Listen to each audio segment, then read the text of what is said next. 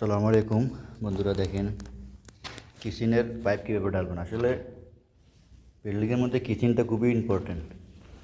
সব জায়গার মধ্যে কিচেন নিয়ে কমপ্লেন, কিচেনের পানি যায় না বরাবর, কারণ কিচেনের মধ্যে প্রচুর পরিমাণ চর্বি জাতীয় অয়েল, এই কারণে পাইপগুলো ব্লক হয়ে যায়। আর বিশেষ করে গার্লফ্রেন্ডের মধ্যে যারা কাজ করেন তাদের বেশি এই ভিডিওটা দেখবেন। দেখেন আমি এখানে 4 ইঞ্চি লাইন করছি, সম্পূর্ণ 4 ইঞ্চি।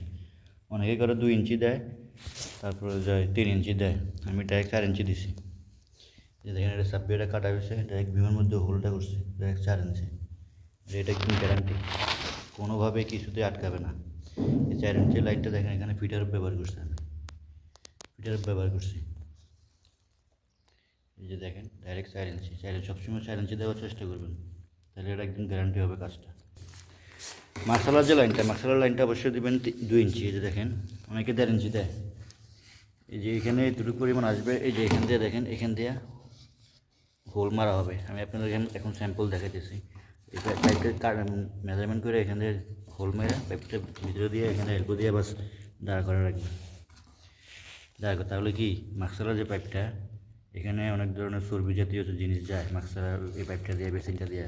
পরে কী হয়, পাইপটা ব্লক হয়ে যায়। চিকন পাইপ দিলে, মোটা পাইপ দিলে কী হয়, যে ব্লক হয় না। আর একটা ইম্পর্টেন্ট বিষয় হচ্ছে বাইরে, অনেকে কী করে বাইরে এলবো দেয়, 90 লাগায় বাইরে। দেখেন এখানে ভিতর থেকে বাইরে আসছে, আপনারা 90 লাগাবেন, ঠিক আছে। দেখেন আমি এই যে 90টা লাগাইতেছি আপনাদেরকে দেখানোর জন্য বাস। এটা কি এলবো 90 দেখছেন, ডোর 90।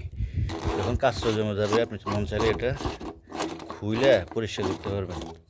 দেখেন এটা খুলে যাবে, এটা খুলে ভিতরে পরিষ্কার করতে পারবেন আপনি যদি কাজটা জমে। যদি ডাইরেক্ট 90 লাগাই দেন তাহলে কী হয়, জিনিসটা সহজভাবে হয় না। এই বিষয়গুলো অবশ্যই ফলো রাখবেন। দেখুন ডোর 90 লাগাইছে, ডোর 90 লাগাবেন অবশ্যই বাইরের জায়গাটার মধ্যে। ভিডিওটা ভালো লাগলে অবশ্যই লাইক করবেন, শেয়ার করবেন। ধন্যবাদ।